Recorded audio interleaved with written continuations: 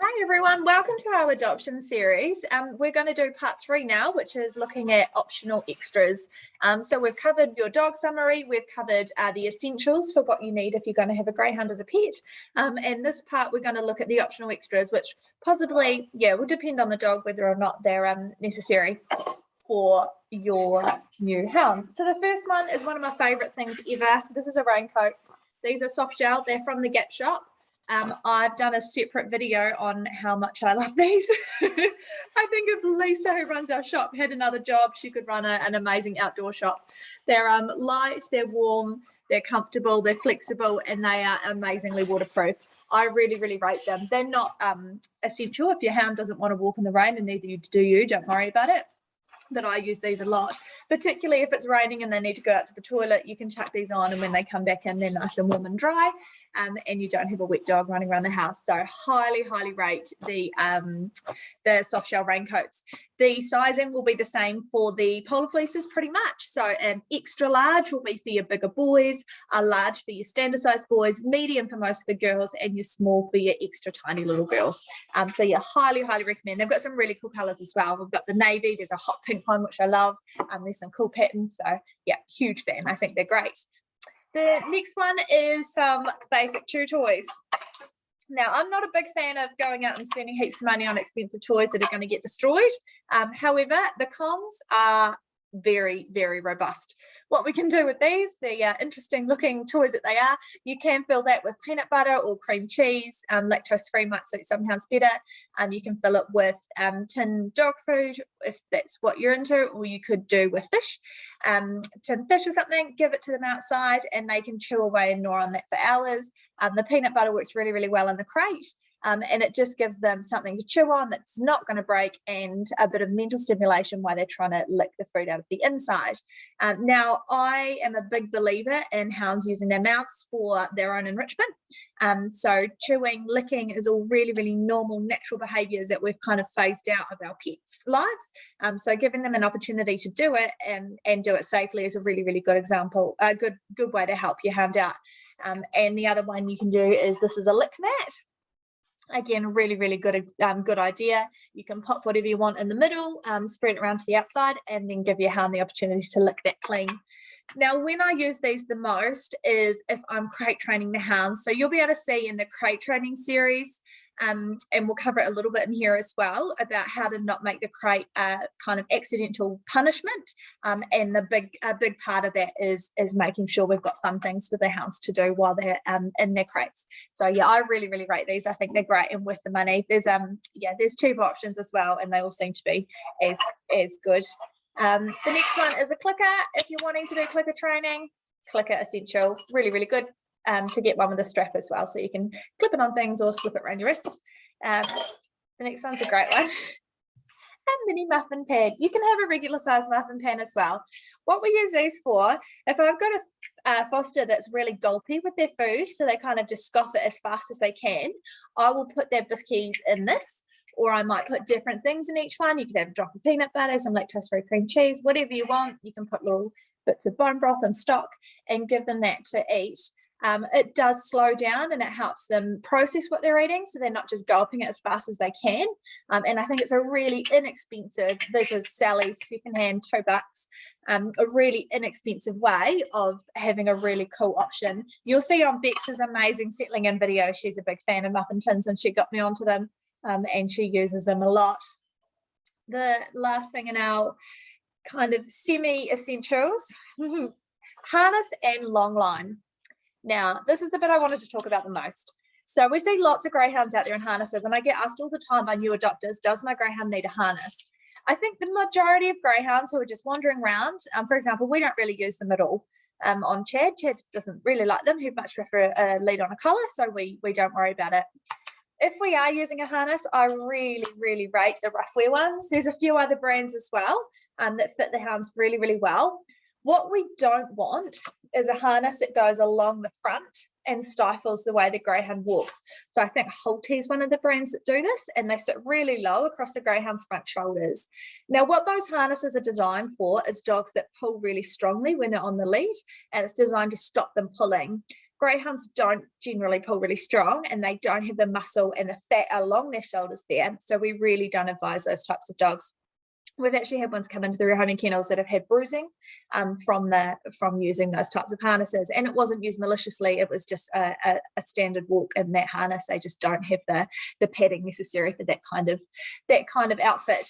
However, a harness like this, that's what we call a Y front. So your dog's head's going to go through here and legs through each side here. So this part sits on their chest. Chad's sound asleep. Oh, its head's off the bed, very cute. So I'm not going to get him up to show you. But yeah, a harness like this will fit your greyhound, most greyhounds, really, really well. So this is I think I want to say front range, I think, but you'll have to check. We've got these on the Gap website, so you can purchase them there. And they're a really, really good option for a standard harness.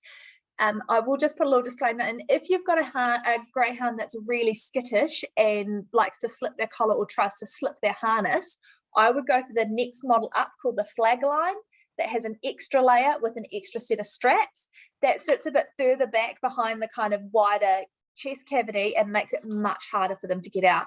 We've had hounds very skilled at getting out of these, and it's a bit like a kid with a jumper. They just put their legs forward and the harness slides straight over the head. So just because your hound's in a harness doesn't mean it's necessarily secure.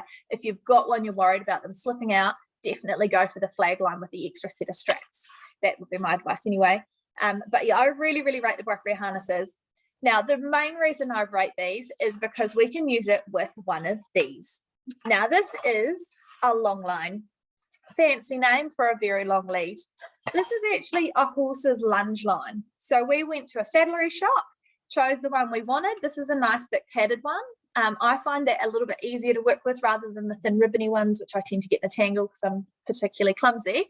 If I was at the beach heaps and they were kind of swimming and we had a water loving dog, maybe a ribbon one might be better because it's not going to absorb the water. This does get a bit wet. So how the long line works is we attach it to the harness, and it gives your greyhound a huge amount of freedom without the danger of them disappearing.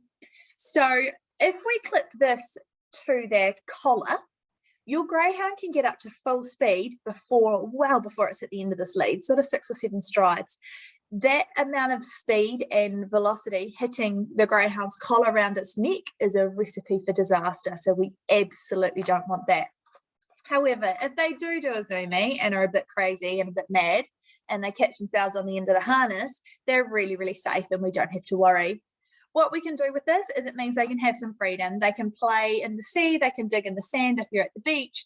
Then my favorite thing to do is to practice recall in really busy situations. So once you've got it established in a nice quiet place, you can go out and test it with other dogs running around and get a really, really well-established recall. And you don't have to have that horrible sight of your greyhound disappearing into the sunset after a seagull. And you in an absolute panic that you're never going to see your dog again.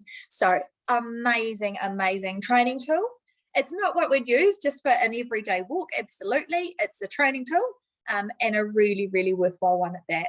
The other things we can use it for is enrichment walks. So you'll see I've got a video there on a safari, I think that should be uploaded. So just a nice quiet way for them to meander along in their own space, in their own time, using the harness and the long line. You can get specific long lines for dogs from pet shops, or the cheaper option I found is to go to it's got hay on it, to go to the horse shop and grab one from there. The other thing is, what length do I get? Completely up to you. I actually shortened this and just sewed a little handle onto the end of it, so that's how mine works. I think mine's about 5 meters, 4 or 5 meters long. Some people prefer them longer, and some people obviously will like them a bit shorter as well. But yeah, really, really cool option for a little bit of extra enrichment, and a really cool training tool. The last thing that I think is an optional extra, not necessary, but it can be really useful, is a raised feeding bowl. Now we have lots of hounds, particularly the older hounds, that do struggle eating food from the ground. So I haven't got mine here, but I do really think the raised feeders are worthwhile, particularly if you've got an older hound or something that's a bit picky or fussy at eating. You can do a DIY one. We used to just feed them on the outdoor step on the porch, so that worked really well as well. but you can get the raised feeders as well from pet shops. Even Kmart's got them. You can make little wooden ones and stuff too. You can get quite creative and have a check out on Pinterest for some options there. So those are kind of my optional extras. I think not necessary for every dog, but definitely necessary for some of them. And I think, yeah, well worth the investment. Just a quick note on the sizing for your rough wear harnesses. This is a medium. This is a little bit small on Chad. This is what I use on my girl Fosters. It's a pretty blue. There's some really cool colors, and you can get probably a large will fit your male boys a little bit better.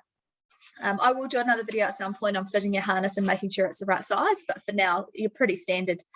Medium for the girls and a large for the boys. Again, they're fully adjustable, really. Yeah, so you can make them fit as necessary. If you've got any questions, again, please get in touch with your rehoming team. It's probably a really good thing to chat to us about prior to adoption, about which of these tools you think might be really useful, and yeah, we can help set you up on your way with that. Awesome. We'll see you soon for part 4.